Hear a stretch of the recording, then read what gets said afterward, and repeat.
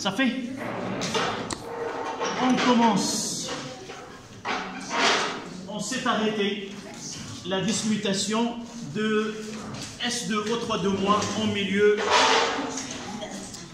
acide.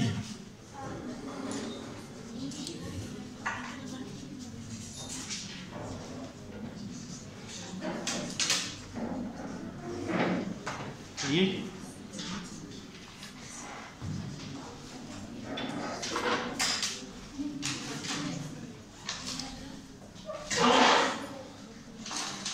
J'ai dit, on a déjà fait cette expérience et nous avons dit qu'il y a formation de soufre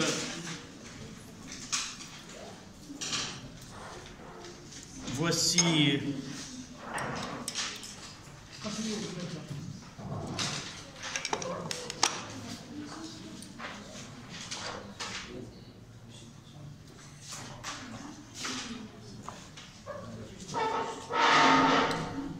voilà. Voici l'expérience que nous avons déjà faite. On ajoute quelques gouttes d'acide à la solution de thiosulfate de sodium et on constate que l'œil est capable de différencier l'instant où on ajoute l'acide et l'instant où il apparaît cette solution qui est un précipité. Là, c'est le soufre qui est dans cette coloration jaune et aussi la formation de gaz SO2. Donc, on appelle cette transformation une dismutation. Toujours le terme dismuté, ça concerne une espèce chimique qui va jouer le rôle, dans notre cas, de l'oxydant et du réducteur en même temps. Le même ion qui est S2O3 elle va jouer. On a vu dans la leçon acide et basique, oui, les ampholites. c'est la même Non, c'est le même principe, mais on n'utilise pas le même. Là, on ne le nomme pas. On ne donne aucun nom. Mademoiselle, tu as pris cette place. C'est pour ceux qui. Généralement, je fais entrer cette table. C'est la table spéciale. Pour ne pas. J'ai pas l'habitude. C'est de la dernière Corona, Covid-19. J'essaie d'avoir le corps. Donc, on notera que cette réaction, c'est une réaction de dismutation. C'est pas la seule. On va voir l'eau oxygénée aussi, elle peut réaliser cette transformation de dismutation, c'est-à-dire H2O2. Elle peut jouer le rôle de l'oxydant et du réducteur en même temps. L'un donnera H2O comme conjugué et l'autre donnera O2. Et c'est de cette façon que l'eau oxygénée perd sa... il faut qu'il soit... nous l'avons ici, on va l'utiliser, mais quand même, il nous donnera une expérience qui est acceptable. Donc, on commencera par, n'oubliez pas, S2O3 joue le rôle d'oxydant réducteur, mais elle garde toujours le titre de réactif. Donc, on aura S2O3 et S2O3 Un, il va jouer le rôle de l'oxydant et l'autre de réducteur. Ça dépend de ce qu'on va écrire à côté. Mademoiselle, vous discutez, ben, tu n'as qu'à suivre. On va trancher. C'était juste? Oui? Ben, Donc, là, ils nous ont dit qu'il y a formation de gaz SO2 qui est soluble dans la solution. Et formation de soufre, S. C'est celui qui donne cette teinte que vous voyez, jaune. Donc c'est le soufre. Nous avons déjà parlé. C'est la même odeur qu'on dans Moulay Yacoub, parce que cette eau-là, minérale qui contient du soufre, est celui le responsable de traiter la peau. Mais même on vend à la pharmacie du savon au soufre, c'est pour la même raison. Donc on commence par là. Toujours on commence par l'élément autre que O et H. Dans ce cas-là, c'est le soufre. J'ai 2, je dois avoir 2. Ici 4, O et la 3. Donc je dois ajouter H2O. C'est équilibrer l'oxygène avec des molécules d'eau. Et là, l'hydrogène, j'ai 2, donc plus 2, H plus. Et là, il y a un excès de 2 électrons.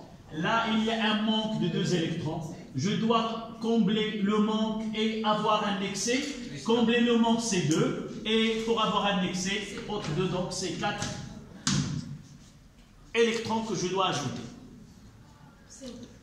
Et de l'autre côté, donc là, 2 et là, 2. 3 plus 3 H2O. Là, plus 6 H plus. Et là, il y a un excès de 2. Un manque de 6, donc le bilan, c'est un manque de 4. Là, il n'y a pas de manque, donc plus 4 électrons. Voilà les deux équations électroniques et le couple qu'on doit écrire là. Celui-ci, il joue le rôle de l'oxydant parce que OX plus électron dans le réducteur. Là, c'est SO2 sur S2O3 de moins. Et là, c'est S2O3 de moins sur S. Et vous voyez que les deux, un jouera le rôle de réducteur dans ce cas-là, et jouera le rôle de l'oxydant dans l'autre cas. Il suffit de faire la somme des deux, parce que le nombre d'électrons échangés il est le même. Donc ça sera 2 S2O3 de moins, plus 6H plus, et de l'autre côté il y a 2, donc ça reste 4H plus. J'ai 6. C'est 2 moins 2. C'est 4.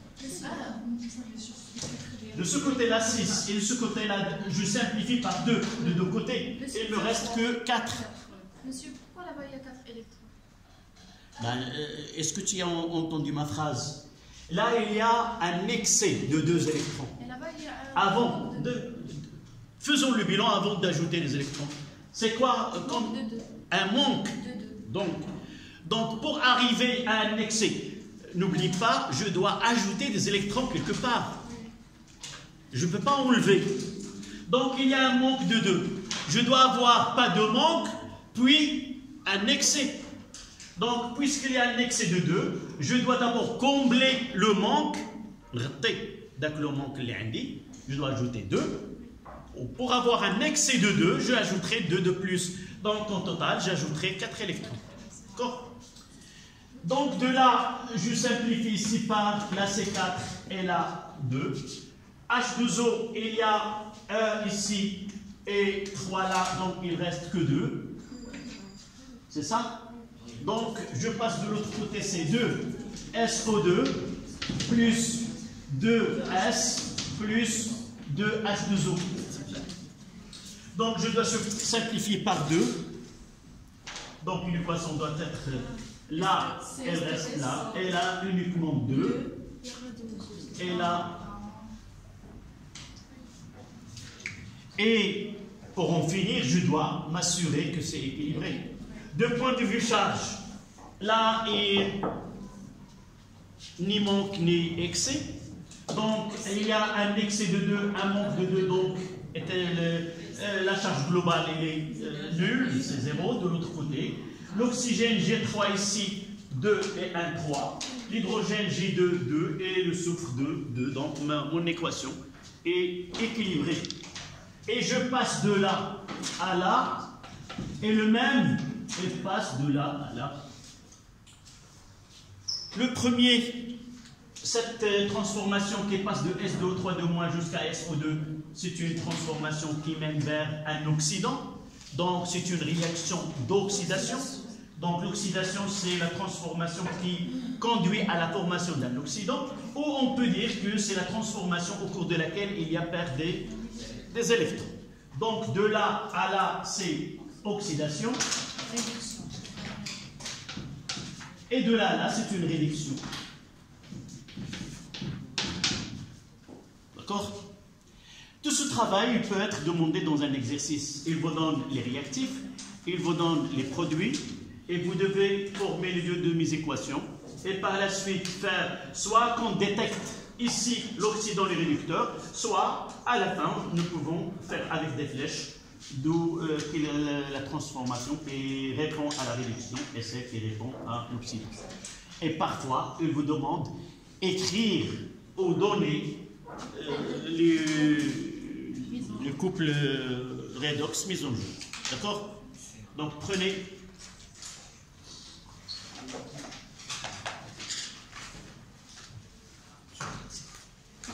L'exemple que nous avons avant celui-là, c'était l'acide oxalique avec permanganate de potassium. D'accord. Il faut être conscient que j'ai fait d'expériences multiples avec des équations différentes afin de nous entraîner à équilibrer des réactions d'oxydoréduction. C'est la station finale. Au-delà de cette séance-là, on n'aura pas des transformations à traiter, mais on passera à autre chose. Donc, à la fin de cette séance, vous devez être capable d'équilibrer n'importe quelle équation d'oxydoréduction. Vous avez tous les moyens et nous avons traité des cas difficiles. Comme on va voir, on va terminer avec une autre expérience, avec d'autres couples et comment on va équilibrer cette équation. Et aussi, ça sera une transformation qui est lente.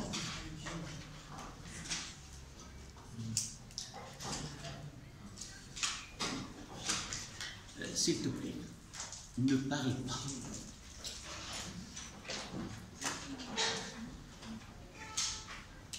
Si tu as quelque chose à discuter, dis-le et tout le monde va profiter de cette question.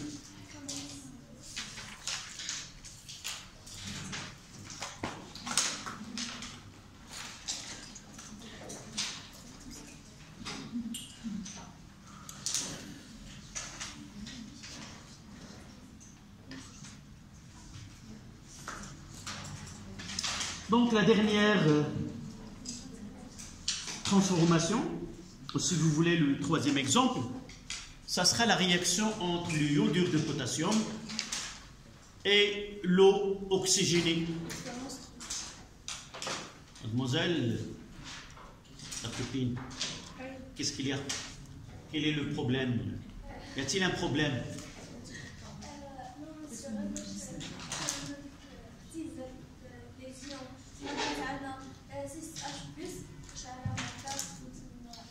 Oui, هاد الخدمة هذه باش توصلي لها خص حاولي تمرني على بزاف ديال التمارين. بدل ما نجمع ويجيوني عاد من بعد نبقى نسامبليفي، شنو درت؟ ندير في الدماغ ديالي ان ملي كيكون عندي المعادلات اول حاجه كنقرا الاولى ونقرا الثانيه وكنشوف شنو هما اللي مكتوبين على اليمين ومكتوبين على الشمال ونحاول ما امكن انني على الورقه ديالي نسامبليفي. كنقول انني دابا غير غادي نجمع، هذه حاجه سهله غير كنجمع، كنقول ملي غادي نجمع عندي هنا 6 وتما 2 دونك كنسامبليفي افون. هادوك اللي غادي تختزلوا كنضرب عليهم كومبليتمون كوم سا. Mais l'autre, je fais uniquement sur le fait, je remplace 6 par 4. Parce que je ne vais pas l'écrire. Et là, je vais écrire que 4H+. D'accord? Et même O2, tu vois que j'ai barré H2O. Mais ici, je vais barrer que 3. Et je garde les 2. D'accord? C'est normalement ماشي كنختزل بجوج، حيت الا جينا اختزلنا بجوج هذه كتمشي بجوج غتبقى هي اش بلس وهذه راه تبقى 3 اش بلس. نورمالمون كنعملوا là, au lieu de faire la somme, en réalité, c'est on refait. On aura 6H plus de ce côté-là. Et de ce côté-là, combien? Si je fais la somme, Et combien j'aurai d'oxygène ici? H2O. Et de l'autre côté, combien? 3H2O. Celle-là n'est pas acceptable. Dans une réaction, dans une équation, je ne dois pas avoir le même espèce chimique de deux côtés. Donc je vois, il y a ici une molécule et elle a 3. Donc voilà le travail. Je dois refaire l'équation une dernière fois et simplifier la H2O et simplifier. Au lieu de faire ce travail-là en 2 étapes, je le fais en une seule. C'est ça les mathématiques, c'est l'économie de l'esprit. Donc on fait de l'économie de temps et de l'effort. Au lieu de faire 2 équations successives, on fera, généralement je fais la multiplication et la simplification, on est à un stade que nous pouvons faire ce travail en même temps. Au primaire ou autre, on est obligé de passer au second collégial, on peut faire ces étapes successives. Vous êtes assez grand pour faire ces opérations mathématiques en une seule fois.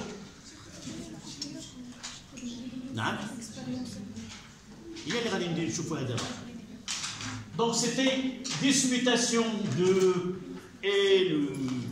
ce qui vient et le dernier exemple. Réaction entre les ions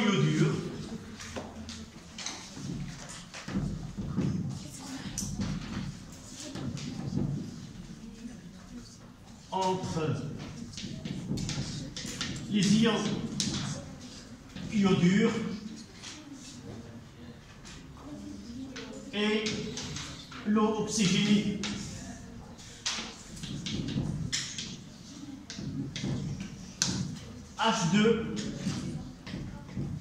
H2O2. En quelque sorte, les réactifs seront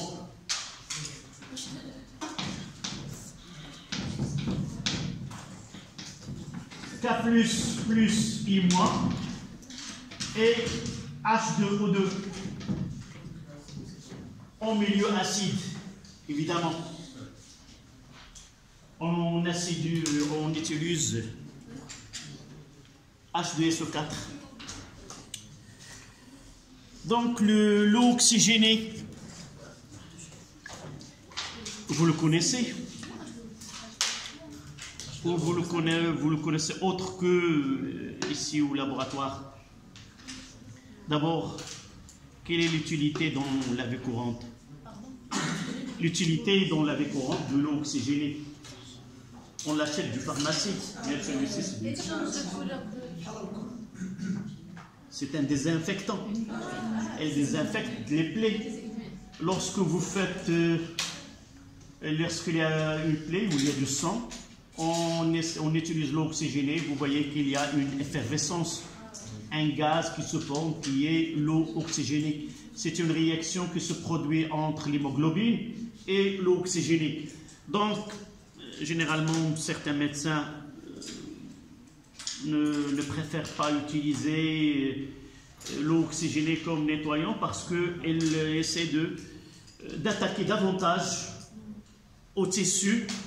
Donc, il vaut mieux utiliser autres désinfectants comme le bétadine qu'on va parler tout à l'heure. Donc, l'eau oxygénée, oui. On parle dans les... c'est un diluant en chimie organique. D'accord?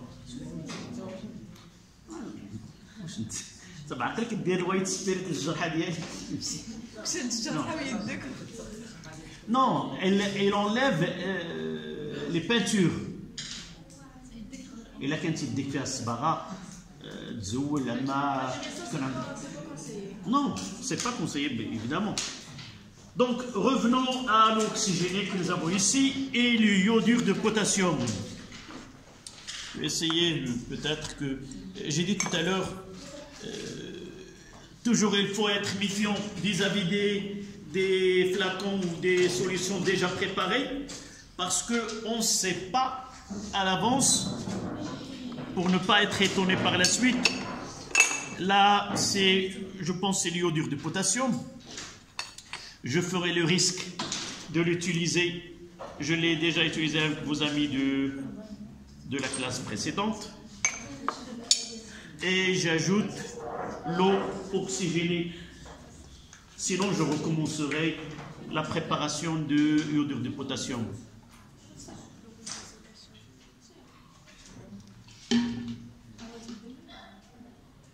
S'il ne donne rien, ça veut dire que ce réactif qui était là, c'est pas le iodure de potassium.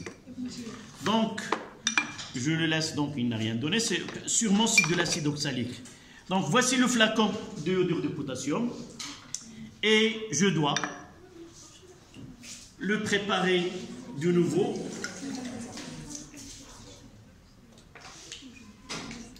Normalement, je devrais avoir des flacons déjà préparés. Oui. Est-ce qu'il est important et nécessaire d'écrire aqueux et solide et gaz? Oui. بحال ملي كتكون تلاقى مع ناس في البدايه كتكون مؤدب وكتكون مسيو وكذا. Donc si tu veux être chimiquement poli, il vaut mieux de dire aqueux, liquide. Si tu veux passer, tu mettras H2O, K+, mais si tu veux être un bon chimiste qui respecte les équations, il doit écrire aqueux, liquide, solide, et ainsi de suite. D'accord? SO2, liquide. Quoi? SO2, liquide. C'est un gaz. C'est un gaz. Donc là, j'ai de l'acide, j'ai le iodure de potassium. Je dois le maintenir de ma main pour ne pas le... Donc je prendrai...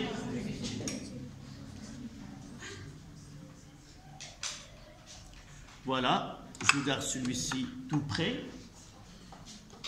L'eau oxygénée, nous l'avons acheté, c'était en 2019. En réalité, il doit être fraîchement préparé ou acheté. Lorsqu'on demande en réalité en pharmacie, il viendra le temps on chauffe de l'eau, on aura besoin par la suite. C'est la température. Donc là, même si... Pourquoi? Parce que nous avons déjà parlé de la dismutation de S2O3 de moi, mais aussi H2O2 subit cette dismutation. C'est une dissociation à température ordinaire. Il donnera O2 et H2O. Vous pouvez penser à écrire l'équation de cette dismutation de H2O2. Les produits seront O2 et H2O. Et essayez d'établir cette réaction de dismutation de H2O2. Donc, laissons celle-là et je vais ajouter l'eau oxygénée. Donc, monsieur, autrefois H2O2. Et essayez de... Donc, l'œil est capable de différencier l'instant où j'ai mélangé l'iodure de potassium avec l'eau oxygénée. Et l'apparition de d'iode qui est I2, c'est lui qui donne cette coloration jaunâtre qui vire vers, tant que I2 se forme, tant que la coloration vire de jaune vers la coloration brune. Brune, c'est quoi les brunes?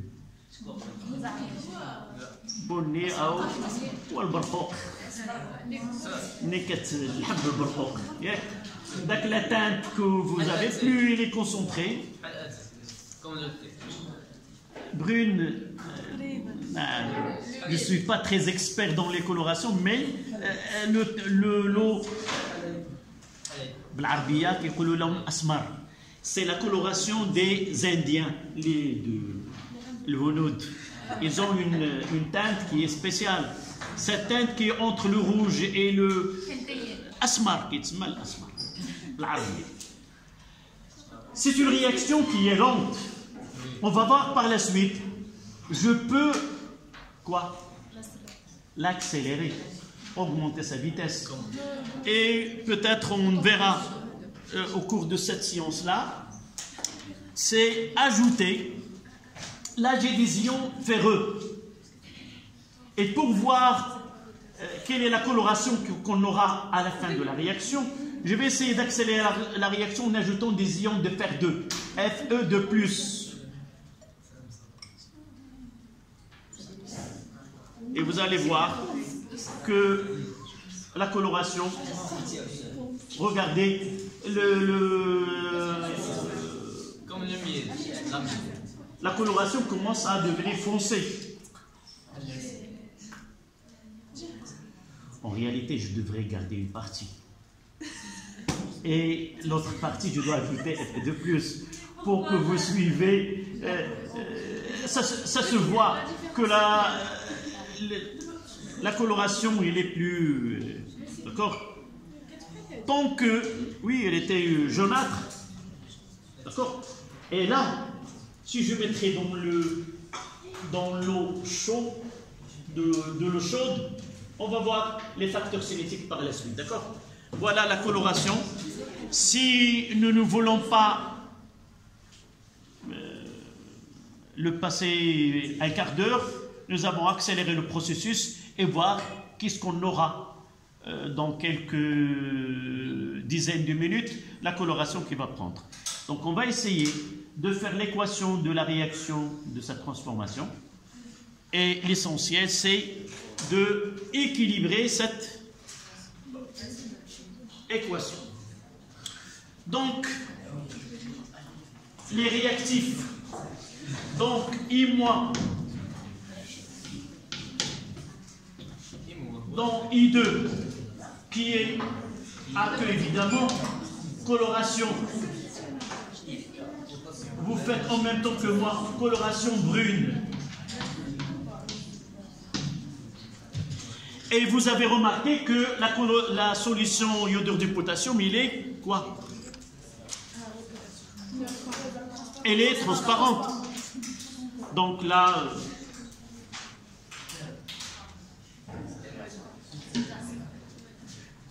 je vais essayer de faire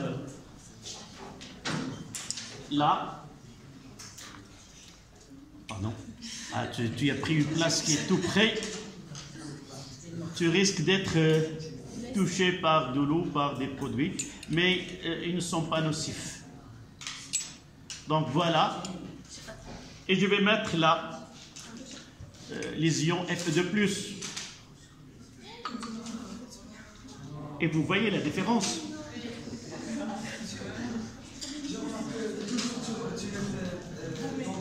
Ah oui. Plusieurs me reprochent que je ne fais pas des... Oui. Qu'est-ce que je peux te dire? Ça fait 36 ans que je fais le même travail.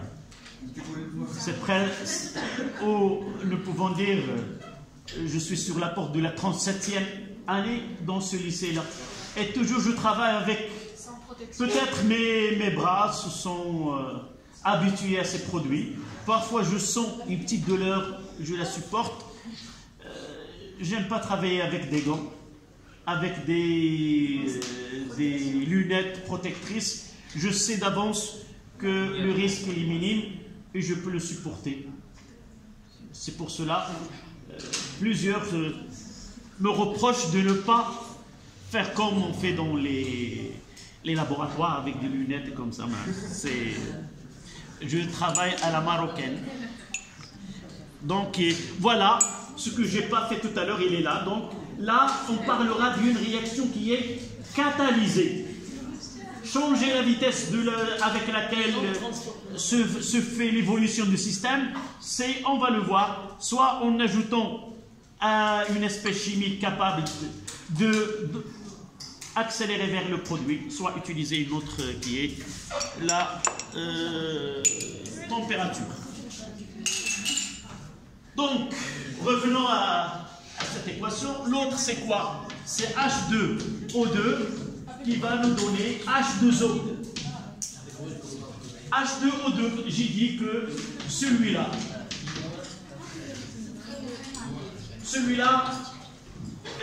c'est une solution aqueuse. C'est une solution aqueuse. Dans ce cas-là, c'est H2O.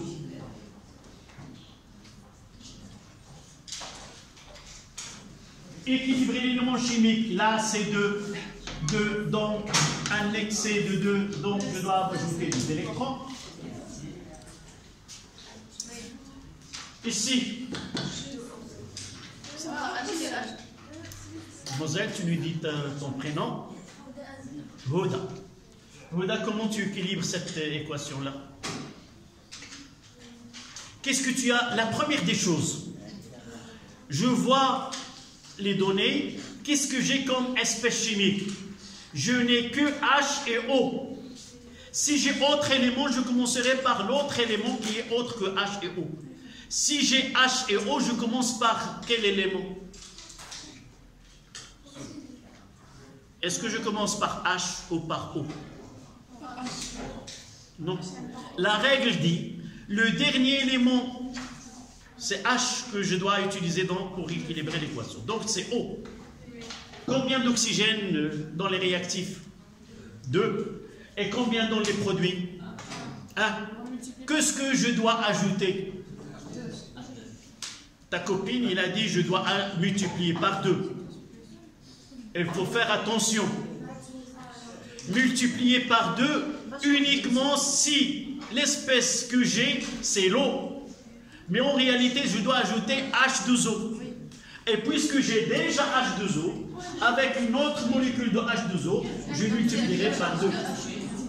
Mais si j'ai une autre espèce qui n'est pas H et O, je ne dois pas multiplier par 2. D'accord? Vous dites, je continue. Maintenant, l'élément chimique, il est équilibré ou non? Non, l'hydrogène. On doit ajouter de côté réactif combien de H+? 2 H+. Laissez là. Hénaya, plus 2 électrons. Ou là, Hénaya. Je fais exprès comme ça pour... pourquoi là? Et non pas ici. Ne l'écoute pas. Réfléchis. D'abord, la règle, c'est quoi? La règle, c'est je dois faire le bilan de charge de ce côté-là et le bilan de ce côté-là. Le bilan ici, c'est quoi? Plus, ça veut dire quoi? Un manque. Manque de 2 électrons. D'accord? De ce côté-là, pas de manque. Donc je dois payer en électrons pour avoir l'équilibre. Il ne me manque rien. Et là, il me manque 2. Où je dois ajouter? Là où il y a un manque, j'ajoute de côté où il y a le plus grand manque pour qu'il soit égal au plus petit manque, si c'est la phrase correcte. Donc j'ajouterai ici 2 électrons. D'accord? Voilà la première. Oui. وقبيله كنت سولتيني في قبيله دابا بصح انا الصبور دابا سولني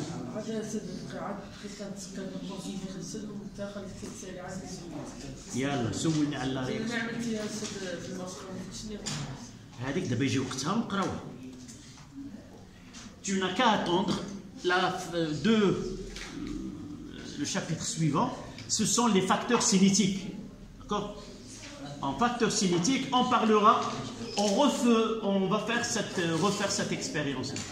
D'accord? Si ce n'est pas cette séance, on le fera la séance prochaine. Sûrement, on va la voir deuxième heure. D'accord?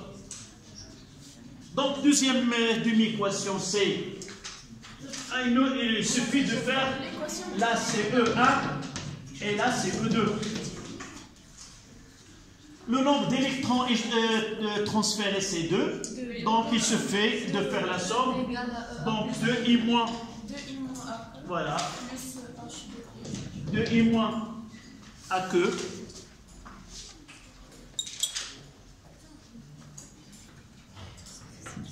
Plus H2O, H2O2, plus 2H+,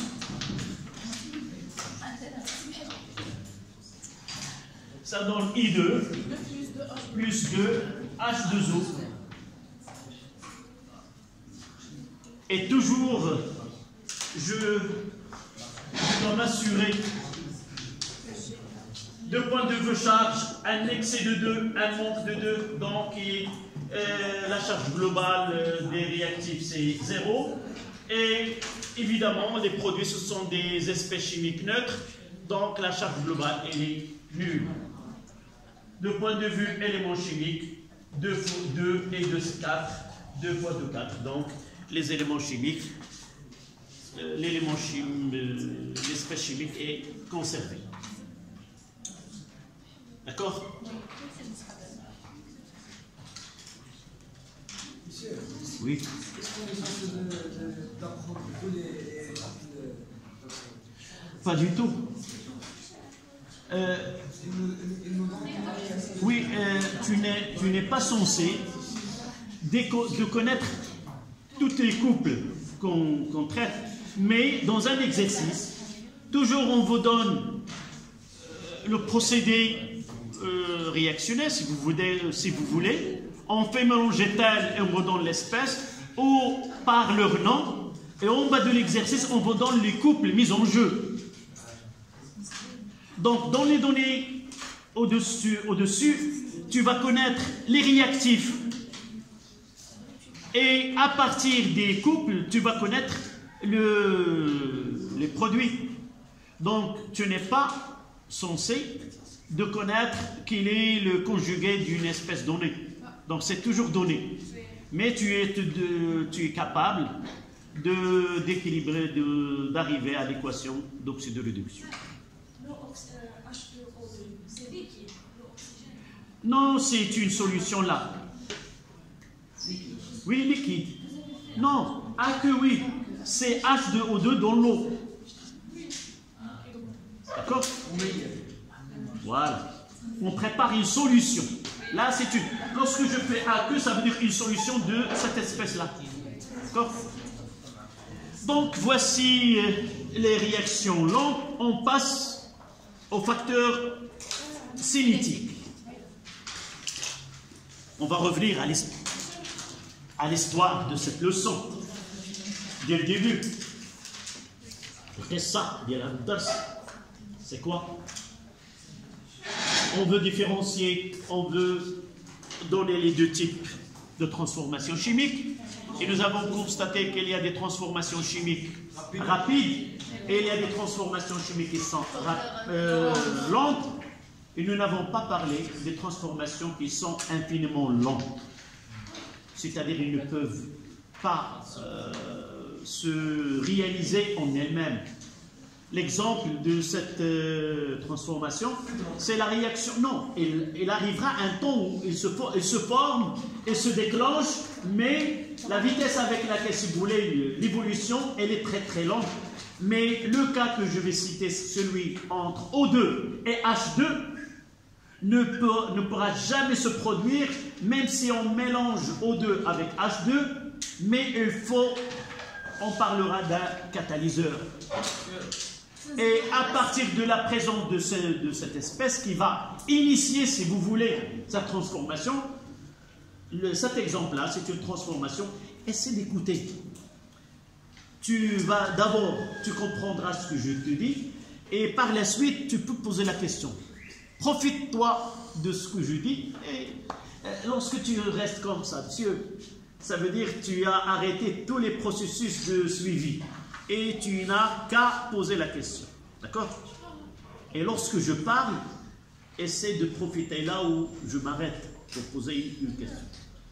D'accord? Voilà. Je m'arrête pour écouter ta question.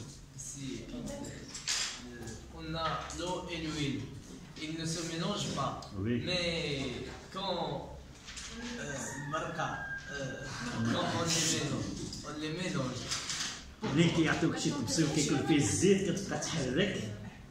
Là, d'abord, là, ce n'est pas une réaction chimique. C'est une propriété physique du liquide. Et la mayonnaise, si on arrive à faire ce travail-là, une émulsion, ce qu'on appelle une émulsion.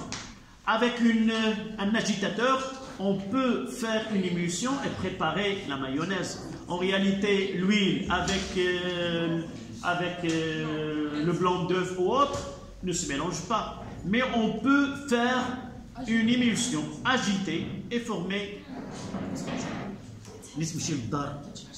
شي نهار يوجدوا لك داك شنو الطوق او ما عندكش المايونيز في الدار كدير زليفه شويه ديال الزيت شويه ديال الخل شويه ديال الابزار ومعلقه ولا ما كانش غير بالمعلقه هكا tu vas préparer une sauce. La plupart des exemples que je vais vous donner c'est de la cuisine. J'aime bien être... oui, j'ai passé pas mal de temps à la cuisine. Maintenant, je suis retraité de la cuisine. Mais je fais tout le travail et je vais essayer de vous donner des exemples à partir de la cuisine. Oui. Non, là, j'ai déjà parlé que les réactions d'oxydoréduction, l'évolution vers les produits, elles sont orientées par la nature de pH de la solution. Lorsqu'on parle de la réaction entre tel et tel en milieu acide, par exemple MN aux 4 mois, toujours je donnerai cet exemple, parce que c'est le plus utilisé. Si je ne travaille pas dans un milieu fortement acide, je ne dois pas écrire comme produit MN de plus. Donc, le pH de la solution de mélange réactionnel permet d'orienter vers quel produit. Donc, si on fait la réaction, je peux le faire, mais il ne donne pas une solution qui est claire. Il donne, par exemple, MnO2, qui est un solide. Et par la suite, si la solution n'est pas acide, il donnera un autre produit. J'ai dit que j'ai fait une expérience qui est de l'expérience de caméléon. Dans cette réaction, il y a la transformation de Mn en 4 mois qui peut prendre plusieurs couleurs, c'est-à-dire plusieurs conjugués. Mn2+, MnO2, Mn ainsi de suite. Peut-être je vais la refaire dans شمن الجروب كتدخلي بالفيزيك ولا ما كتشوفيش؟ لا في الفيسبوك تبع كاين الجروب اللي كدير فيه واش هذا اللي دار صديق ديالكم ولا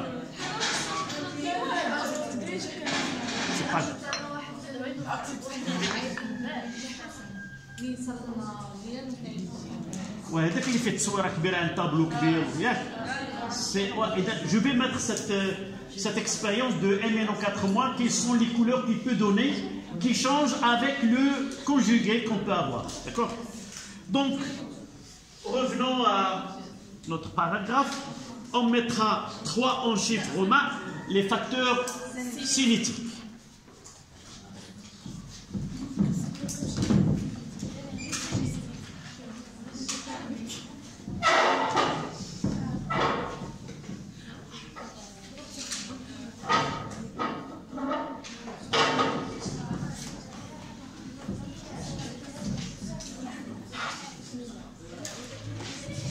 Donc 3 en chiffres romains.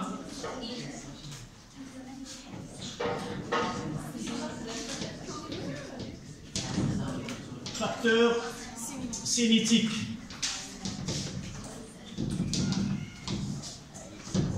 Les facteurs cinétiques. العربية الحركية. Le mot cinétique, ça vient de cinéma.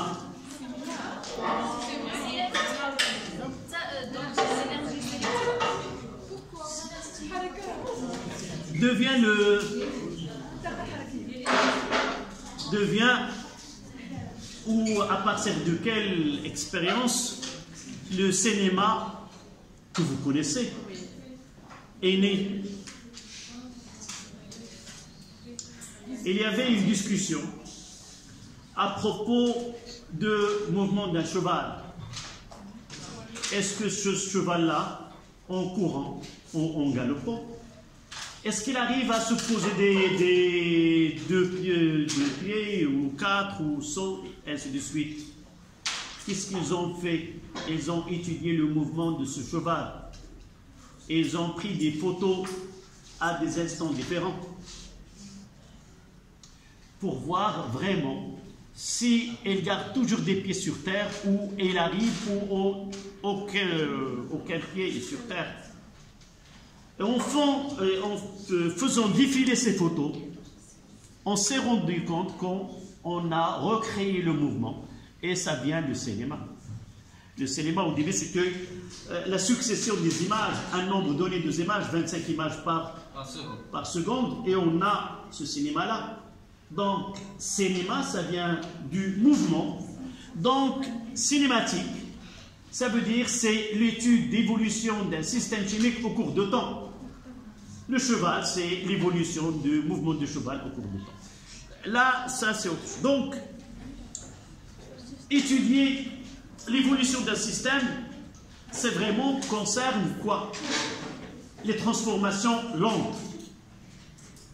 Donc, ces transformations lentes, l'objet de cette étude, c'est comment rendre, comme j'ai fait tout à l'heure, une réaction, une transformation chimique. Je ne dois pas garder, me rester des heures devant une transformation chimique et attendre la fin de cette transformation.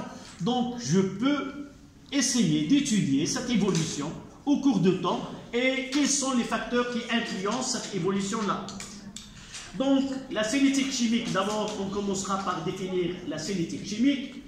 C'est une branche de la chimie et s'intéresse à cette évolution dans le temps. Évolution de quoi? En réalité, oui. De l'évolution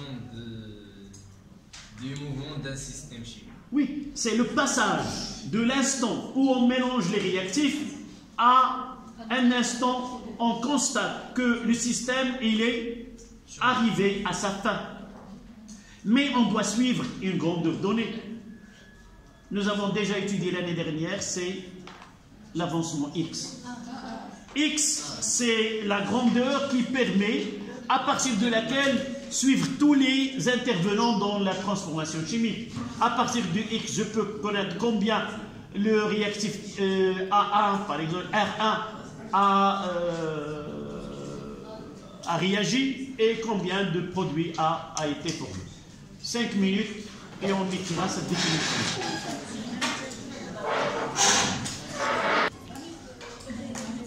Définition.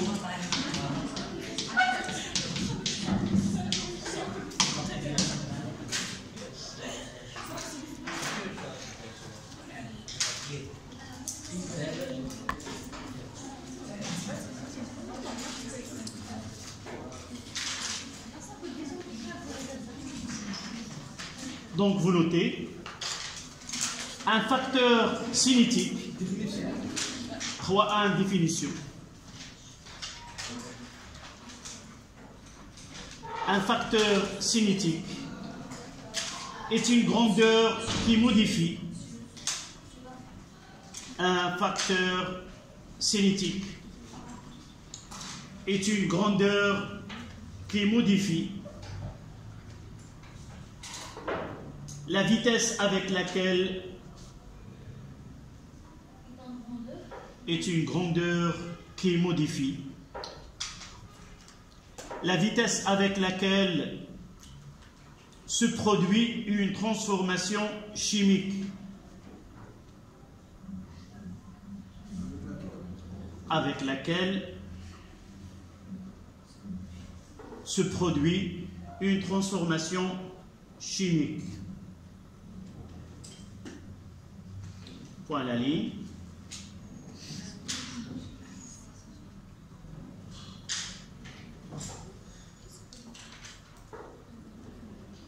Les concentrations initiales des réactifs les concentrations initiales des réactifs, les concentrations initiales des réactifs et la température du mélange réactionnel, les concentrations des réactifs, initiales des réactifs, virgule, la température du mélange réactionnel et la température du mélange réactionnel et la présence d'un catalyseur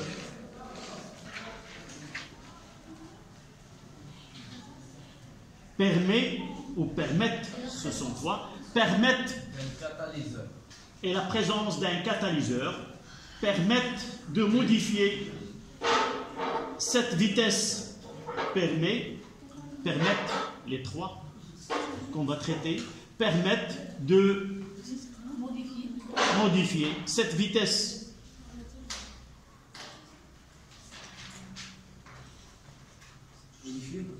permettent de modifier cette vitesse.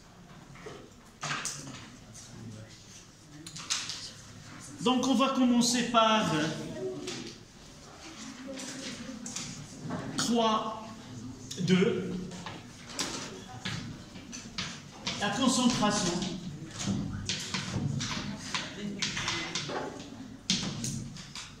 des réactifs comme facteur cinétique.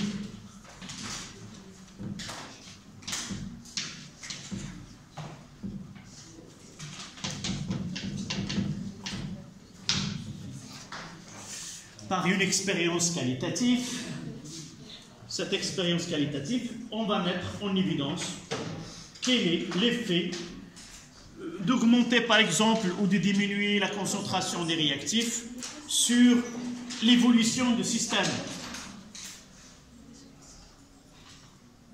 D'accord?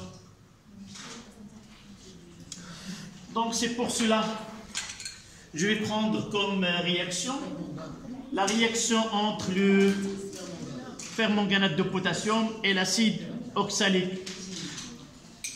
J'ai pris deux volumes différents de permanganate de potassium et je vais essayer d'ajouter de l'eau à le tube à essai qui est de gauche. D'accord? Pourquoi? C'est pour modifier la concentration. La dilution, qu'est-ce qu'il fait la dilution? Elle diminue la concentration. Donc j'ajouterai de l'eau.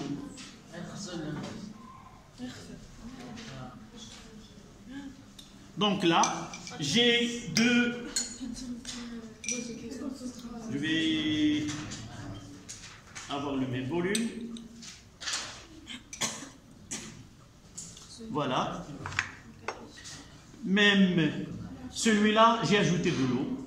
Donc la concentration en ion MnO4- elle est plus petite que celle-là.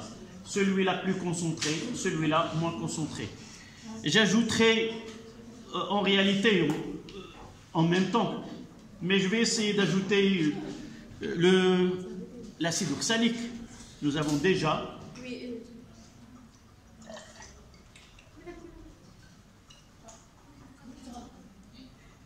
donc je dois ajouter un tout petit peu ici pour avoir le même volume.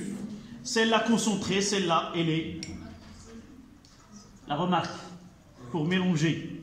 Monsieur, malgré que l'une d'entre eux est diluée avec de l'eau, la couleur reste la même? Non, là la réaction se déclenche. Je dois le refaire ici, mais celui qui a été concentré.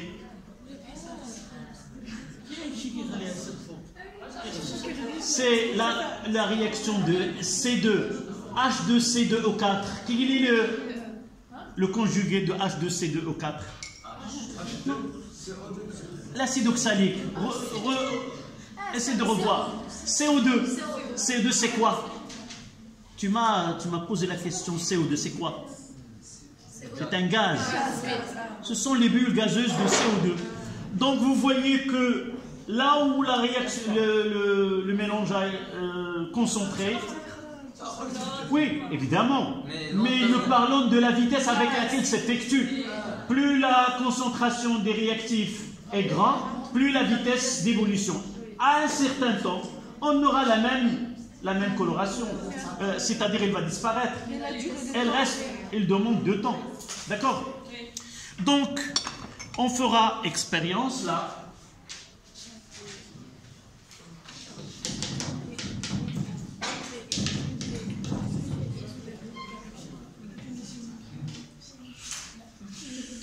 Donc, 2 tubes à essai.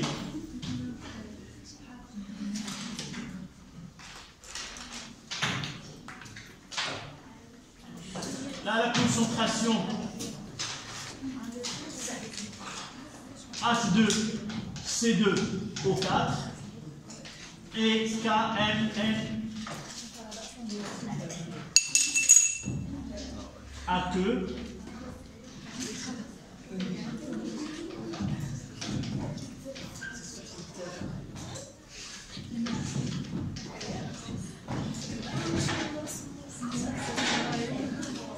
Là, c'est C1. Là, c'est C2. Là, on garde la même C1. Et là, C2' qui est inférieur à C1, à C2. Même concentration d'acide, là, acide oxalique. Et nous avons pris des concentrations différentes. Vous voyez, si vous regardez, elle est en train d'avoir la même teinte que celui qui a été concentré. Donc on a commencé avec même...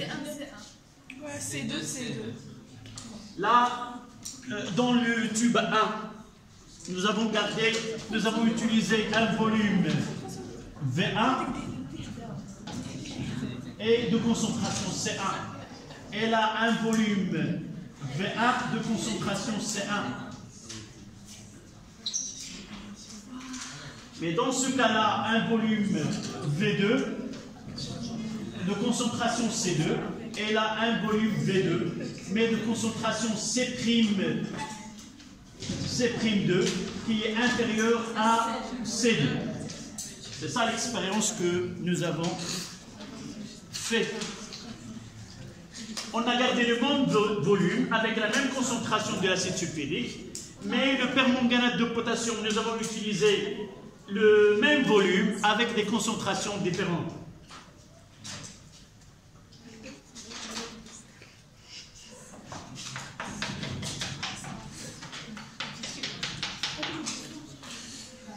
Ça, c'est le tube 1, là, c'est le tube 2.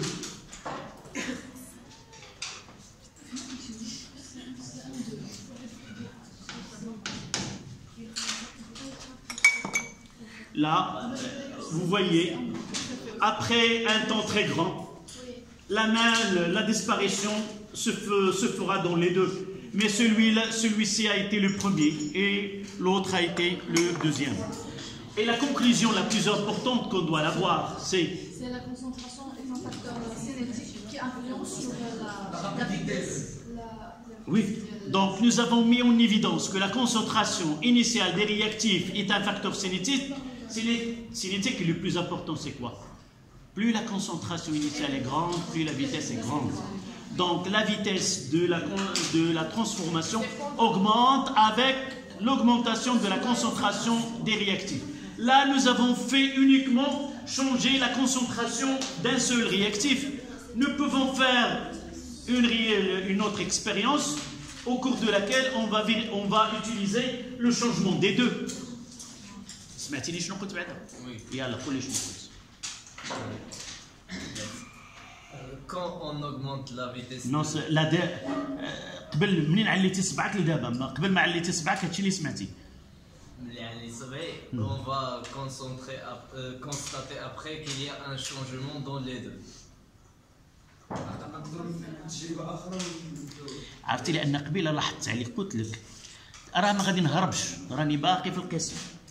تبعني وسمعني ومنين تشوفني وقفت من الكلام علي صبعك ماشي تبقى 5 دقائق وانت داير هكا وانت كتسارى مع راسك نعم الله فين وصلتي وعاد خصك تسمعني بعدا اولا اتفقنا. سي لا دوزيام remarque.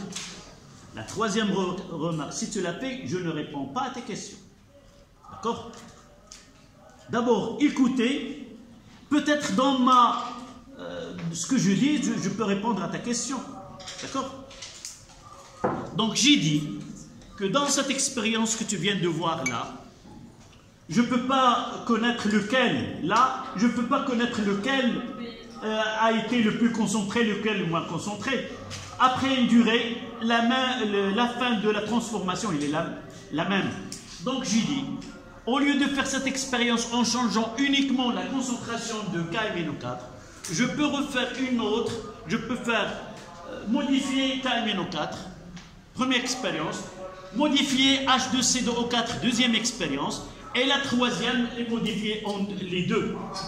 Si j'arrive à modifier les deux, on aura plus, si vous voulez, le temps que mettra la transformation si la concentration augmente, ça sera moins que celle de modifier un seul réactif. Donc modifier un réactif aux deux, ça change plus cette vitesse de réaction. Et là d'abord la question directe. Là-bas, il y a C2 inférieur à C2. C2 شنو هذا؟ حملي 1. نديرها تما فوق. لازمك C1. C'est prime. Tu n'as pas entendu ce que je dis. J'ai un problème avec toi. Tu joues le rôle ديال الصحفي. الصحفي شنو كيدير؟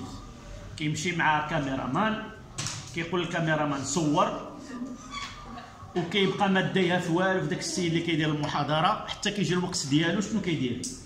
Elle pose sa question et il n'écoute rien ce que dit ce interlocuteur. Et l'autre, il va essayer d'enregistrer la réponse et il passera à la chaîne à laquelle il travaille. Toi, tu es un élève. Tu dois écouter et suivre et poser la question et suivre la question. Lorsque j'ai écrit cette lettre, j'ai dit C2', une autre concentration qui est inférieure à celle. Et si tu as suivi l'expérience, tu n'auras pas besoin de suivre là. Tu mettras un dessin à partir de ce que tu as vu au cours de cette expérience. Donc, la conclusion, c'est que la vitesse de la réaction augmente avec l'augmentation de la concentration initiale. Mais notre problème, ce n'est pas toujours on tente à augmenter la vitesse. Dans certains cas, on est obligé de diminuer la vitesse de la réaction. Tu m'as écouté? Non. C'est ça mon problème. انتوما بالنسبه لكم ملي كتشوفوا في السبوره يمكن تشوف يمكن ما تشوف. بالنسبه لي كنشوفكم كاملين وملي كنشوفكم كاملين لانكونفينيون باش نشوفكم كاملين سي كو كنشوف البعض منكم ما متبعش.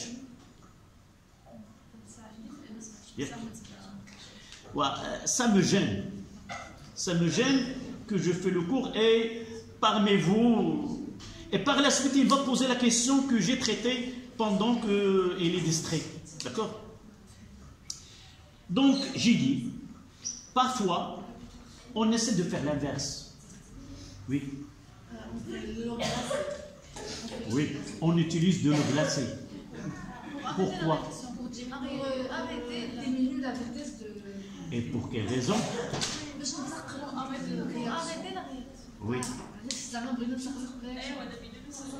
Dans la vie courante.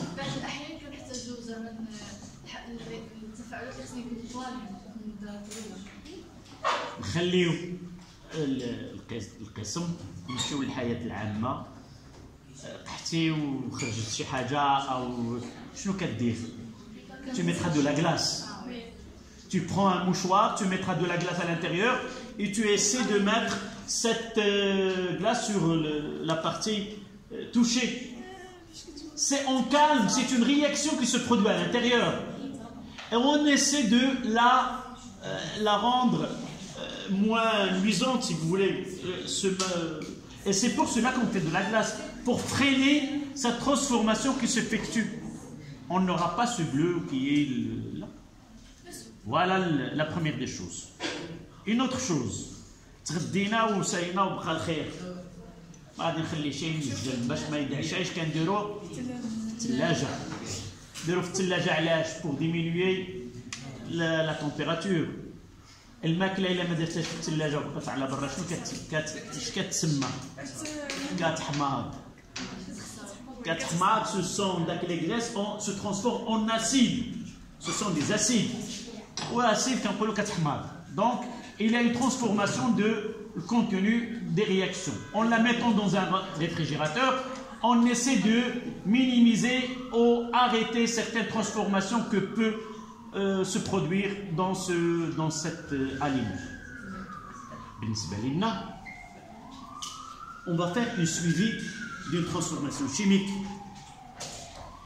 Ce suivi-là se fait de deux manières, soit par méthode physique, soit par méthode chimique. Méthode physique et la méthode chimique, nous l'avons déjà traité l'année dernière, en première année. Lorsqu'on fait suivi par conductimétrie, c'est une méthode qui est physique. Pourquoi on l'appelait une méthode physique? Et même le suivi par pH. Aussi, c'est une technique qui est physique. Parce que la façon ou la loi qui gouverne cette suivi, c'est de la physique. Avant de faire cette conductimétrie, nous avons parlé de la conductance. Et nous avons utilisé une cellule conductimétrique. Cette cellule-là repose sur la loi d'Ohm. En réalité, nous avons commencé par la loi d'Ohm, U est égal à RI, et U est égal à G fois I, et nous avons posé la question que est-ce que les solutions suivent cette loi d'Ohm, et nous avons arrivé pendant ce cours-là que vraiment les solutions des produits ioniques peuvent suivre la loi d'Ohm, à condition qu'ils soient très dilués. Que la concentration s'exprime en millimoles par litre.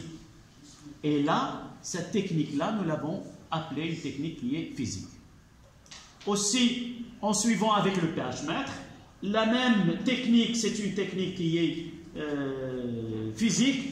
Mesurer le volume d'un gaz formé, mesurer la pression d'un mélange réactionnel, ce sont des techniques qui appliquent la loi des gaz parfaits, PV est égal à nRT, et par la suite, ce sont des techniques physique. Mais chimique, ça va mettre au physique.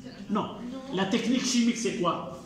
Elle repose sur une réaction qu'on appelle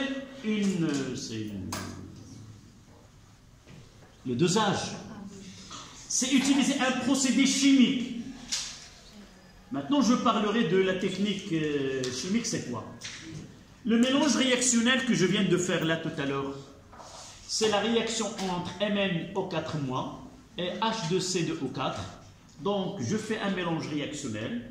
Je dois utiliser un volume qui est très grand, donc un volume, et je dois le répartir dans des volumes égaux de, par exemple, 10 millilitres. Une fois que je fais le mélange réactionnel, je déclenche un chronomètre.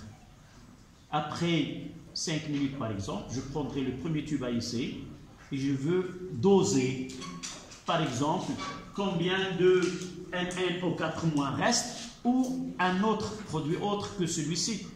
Donc, pour déterminer la quantité de matière restante de MnO4 dans le mélange réactionnel, à cet instant-là, je dois me stopper, je dois arrêter la transformation qui est continue à cet instant-là. C'est pour cela que ce volume-là, je dois le mettre dans de l'eau froide, de telle façon à faire arrêter de l'eau glacée, par exemple, et la réaction, il s'arrête. Et je suis sûr qu'à cet instant-là, ce que je vais trouver comme quantité de matière correspond bien à cet instant T1. Après l'instant T2, 10 minutes plus tard, je prendrai ce volume-là, et une fois que je le mettrai dans de l'eau glacée, il correspondra à cet instant T2 et je fais cette suivi par dosage ou par autre technique. D'accord? Donc, on est obligé de faire arrêter la transformation à un instant donné pour dresser un tableau T1, N1, T2, N2, T3, N3. Si nous n'arrivons pas à stopper la réaction à cet instant-là, lorsqu'on va tracer cette courbe qui représente la quantité de matière avec le temps, elle ne sera pas correcte, ne sera pas exacte. Donc c'est pour cela qu'on doit faire ceci. D'accord? Donc, nous écrivons cette phrase-là. Nous n'avons rien écrit.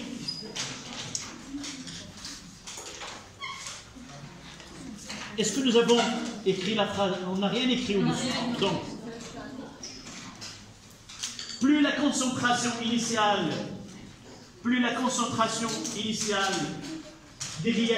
des réactifs est grande, plus la concentration initiale des réactifs est grande, plus la vitesse de transformation est grande.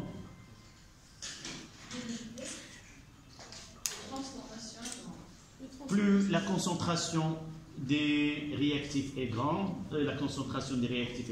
plus la vitesse de la transformation est grande, entre parenthèses, et vice-versa. Et le contraire. Et vice-versa.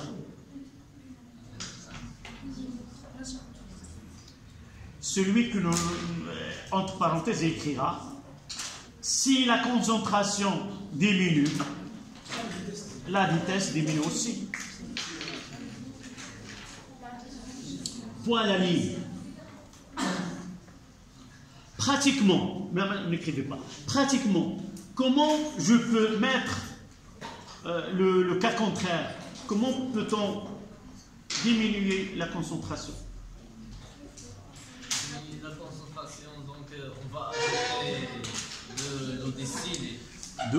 C'est exact. Et puis on va prendre le même volume.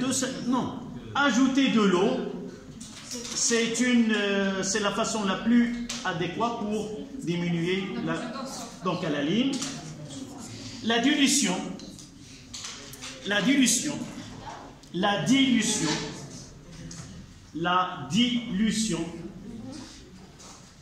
est une méthode qui permet, la dilution est une méthode qui permet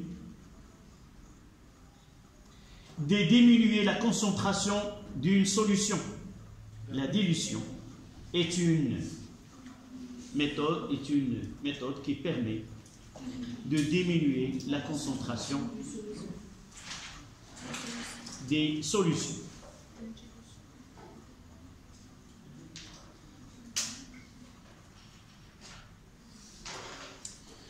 On passera au deuxième 3.3. C'est la température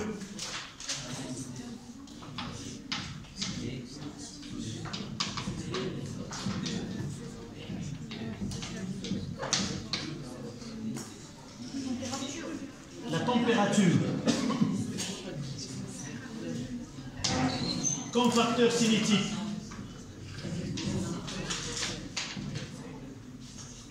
Comme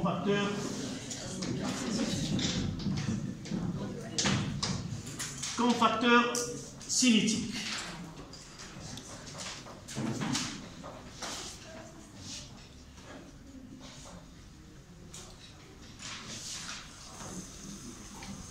On va changer des réactifs, on ne va pas utiliser le permanganate de potassium et l'acide oxalique.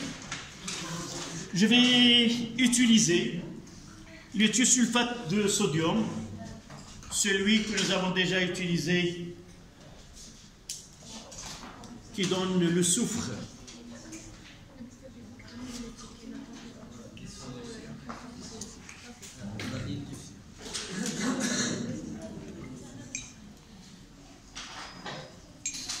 Je vais essayer d'utiliser, c'est la même solution, mais de volumes égaux. Je vais essayer d'avoir... parfois, je passe plus de temps pour avoir cette... je passe d'un tube à un autre. Voilà. Là, on utilise la solution. Je vais essayer pour avoir dilution. Non, je fais uniquement la dilution. Voilà. Même volume, même quantité de matière de S2O3 et je dois utiliser quelques gouttes dans les deux. Quelques gouttes d'acide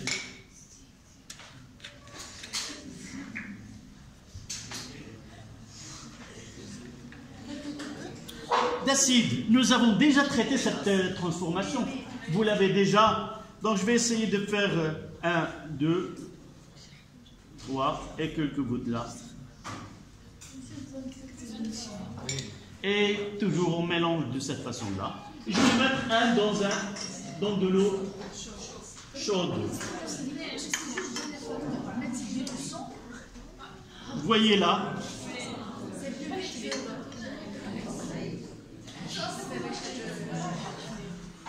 Mais à partir d'un certain temps, on peut constater que la teinte elle sera la même dans les deux. Oui, mais si le même temps que l'autre, il y a une différence. Non, nous l'avons constaté au début. Il n'y a pas une grande différence. Non, là, celle-là, elle est plus... ça se voit que celui-là, elle est plus foncé. Mais la concentration, il y a une différence temporelle. Mais au début, c'était... il y a une différence. Je vais essayer de faire un peu... Vous voyez, je vais essayer de faire une différence, une solution qui ne sont pas concentrées pour diluer, pour que la vitesse soit, comment? Faible. Voilà, une petite...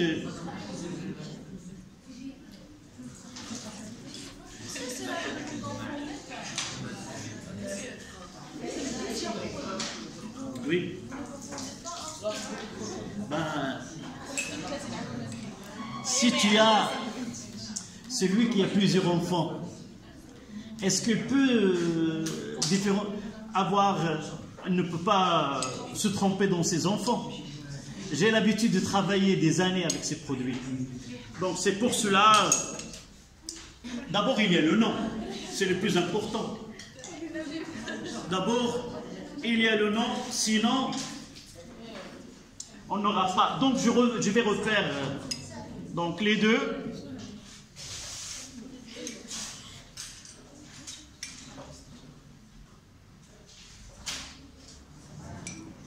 Voilà. Et je vais essayer de mettre quelques gouttes dans les deux. 2, 3, 4. 1, 2, 3, 4. Je vais mettre ça dans l'eau chaude et là, à l'extérieur.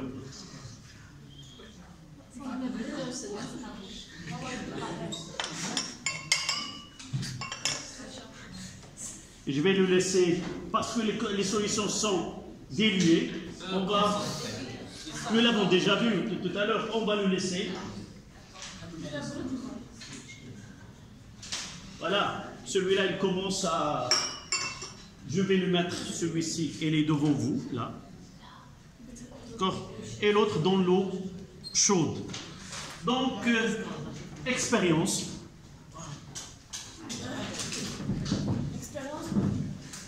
Réaction entre la dismutation de S2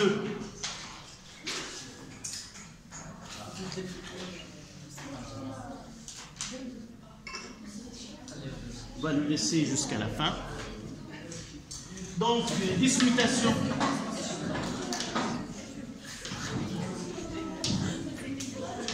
de S2O3 2 s'il vous plaît.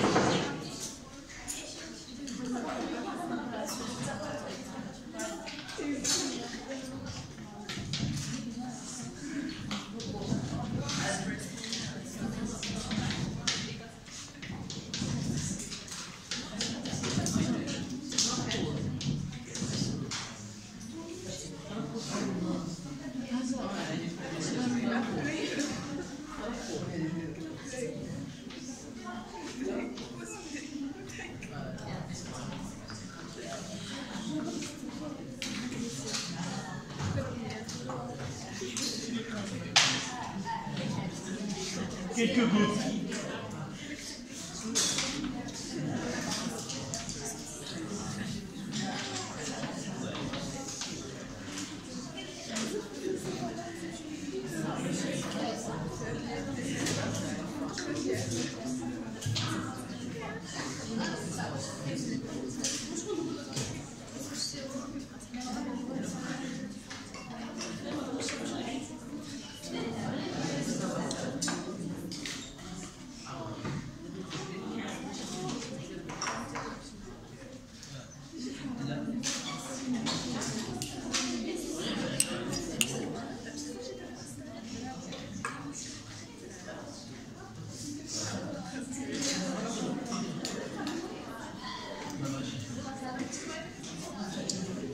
Donc même concentration, même eau chaude.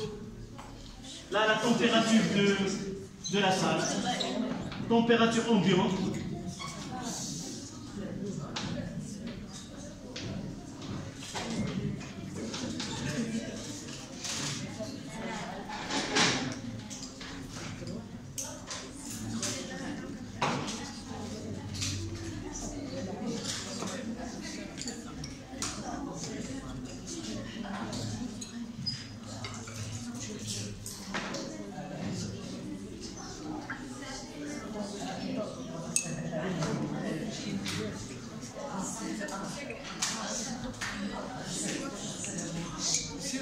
Oui.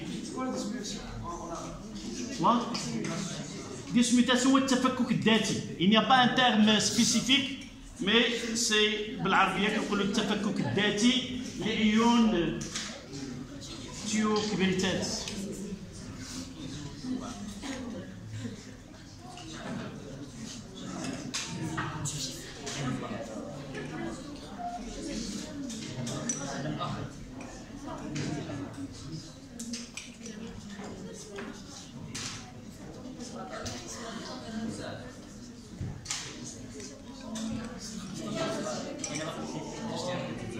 Voilà, voici un autre mélange.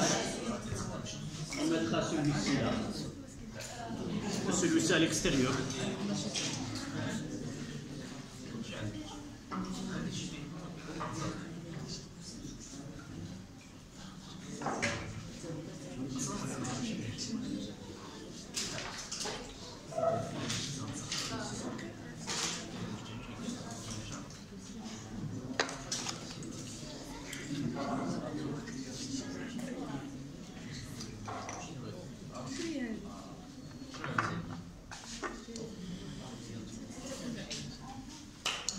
Donc, donnez-moi cette phrase qu'on va écrire.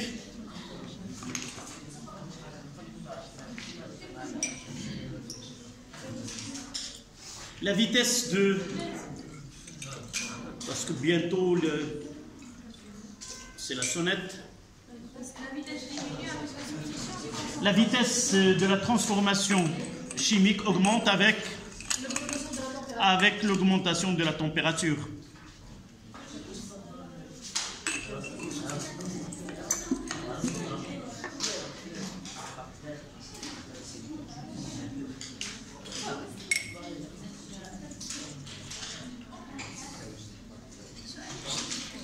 Donc vous écrivez au-dessous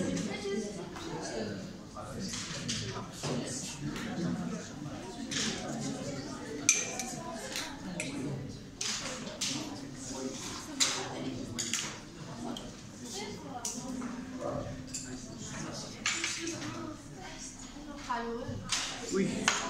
Donc là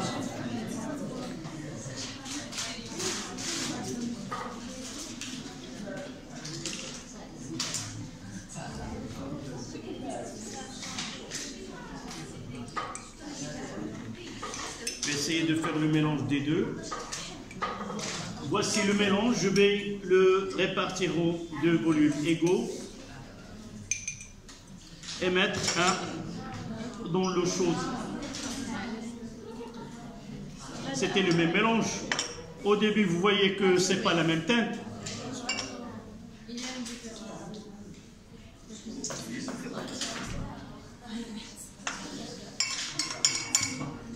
Vous voyez, la coloration, il n'est pas la même. Ici, c'est plus foncé.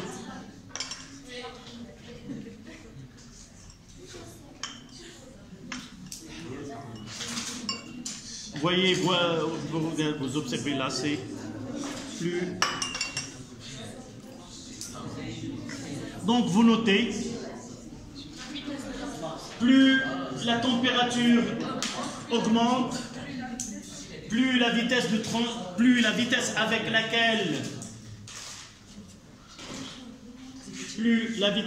laquelle évolue la transformation.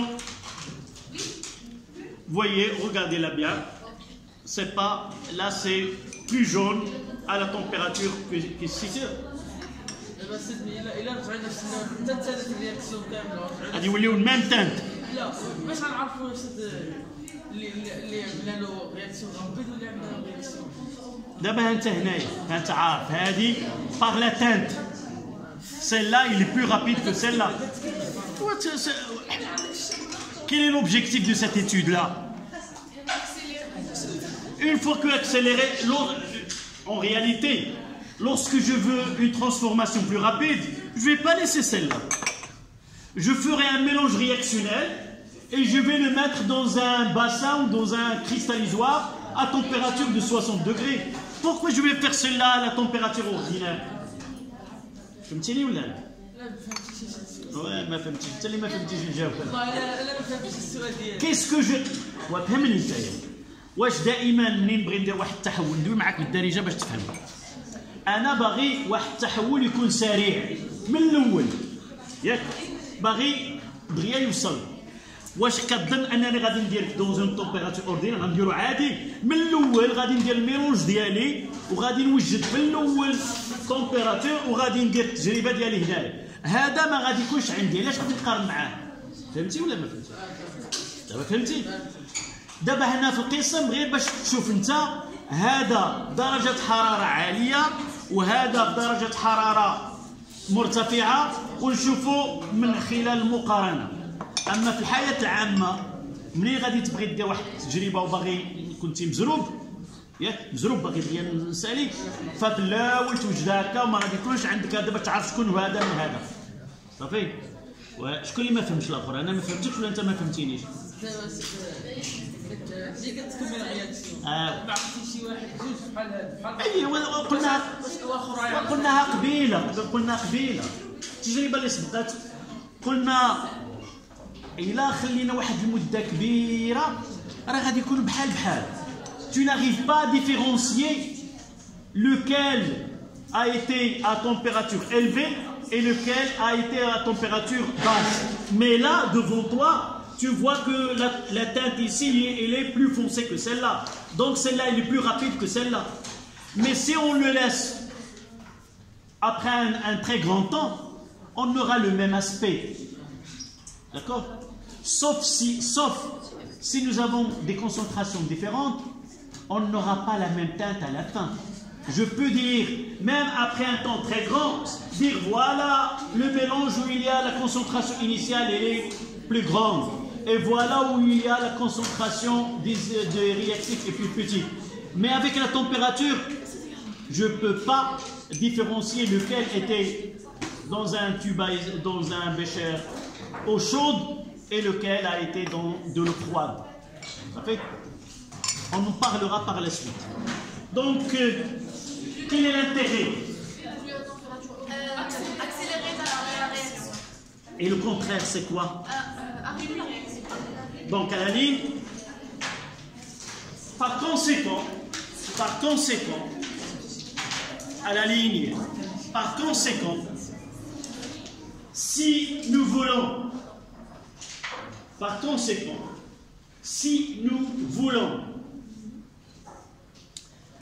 arrêter une transformation chimique, par conséquent, si nous voulons arrêter une transformation chimique,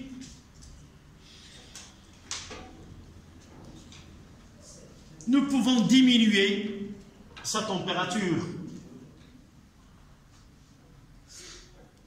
Nous pouvons diminuer sa température.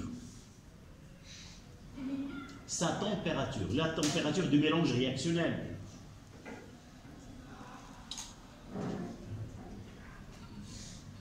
en mettant le mélange réactionnel,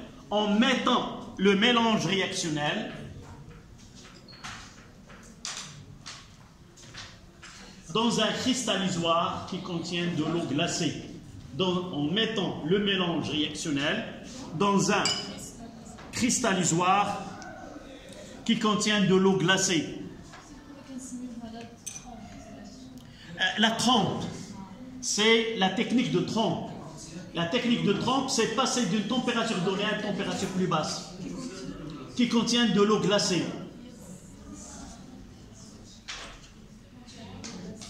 S'il vous plaît, si je veux me profiter des deux cas précédents, c'est-à-dire la concentration initiale et de la température, comment puis-je arrêter une transformation en utilisant les deux facteurs cinétiques? Oui. Avoir une concentration. Pratiquement, en pratique, c'est quoi? Voici un mélange réactionnel que je veux doser. Faire la dilution. Oui, mettre la solution dans un cristallisateur qui contient. Ou tout simplement ajouter de l'eau glacée. D'accord? C'est très bien. Diluer avec de l'eau glacée. D'accord? Dernier point, qui est la présence d'un catalyseur. Vous l'avez vu tout à l'heure. Oui. C'est le mélange entre l'acide, le permanganate de potassium et l'acide oxalique. Où nous avons utilisé quoi? L'iode. S'il vous plaît, je ne reviendrai pas. Le iodure du potassium. On a fait l'expérience. Oui, et je vais la mettre, l'avoir ici. Donc, avec l'eau oxygénée,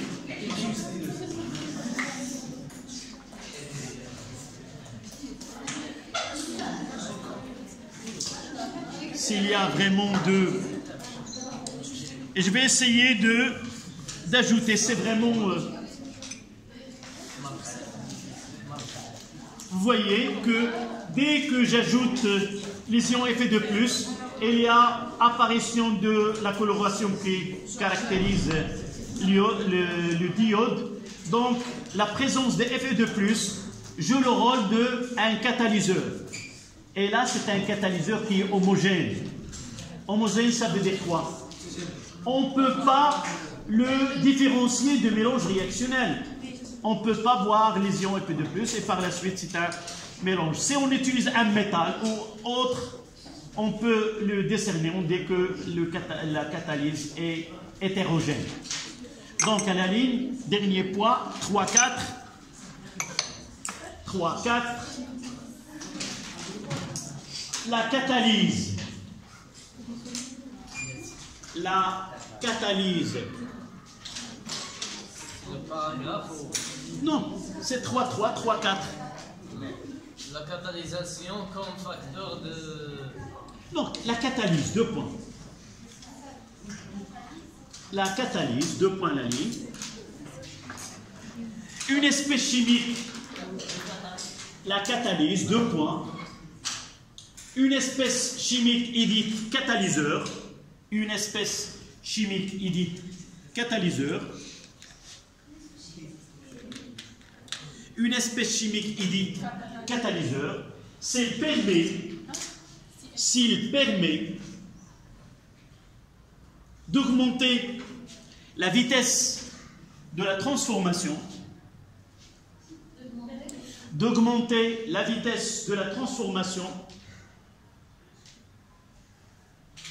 sans changer la composition de mélange réactionnel, sans changer la composition de mélange réactionnel. Ça veut dire quoi? Sans changer la composition de mélange réactionnel. Ça veut dire sans changer sa concentration ou bien Si je mélange N1 de réactif R1 et de N2 de réactif N2, de réactif R2, à la fin de la réaction, si je prends N3 de produit P3, soit que j'utilise le catalyseur ou non, toujours à la fin de la réaction, je n'obtiendrai que cette quantité de matière. C'est-à-dire que ce mélange-là, il n'intervient pas dans le bilan de la réaction.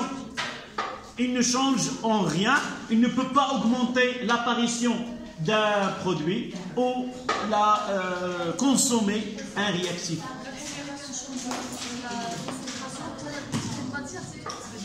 La quantité de matière de quoi? Non, il ne change. Si nous arrivons à la fin de la réaction sans utiliser, par exemple, sans utiliser le catalyseur, j'obtiendrai une mole de P1 et une mole de P2. D'accord? Si j'utilise un catalyseur, j'obtiendrai toujours une mole de P1 et une mole de P2. Mais au lieu de les obtenir dans 2 heures, je l'obtiens dans une demi-heure, tout simplement. C'est augmenter la vitesse avec laquelle s'effectue la transformation. C'est-à-dire, il ne change pas la composition. Ce qu'on va avoir comme produit, il ne veut pas changer avec la présence de ce catalyseur. Qu'il soit et qu'il ne soit pas, on aura toujours à la fin la même texture. On va voir avec la concentration initiale, c'est autre chose. Si nous changeons la concentration des réactifs, on n'aura pas le même mélange, le même final. On en parlera par la suite. Maintenant, uniquement connaître que nous avons 3 facteurs cinétiques: la température, la concentration initiale et la présence d'un catalyseur. Voilà.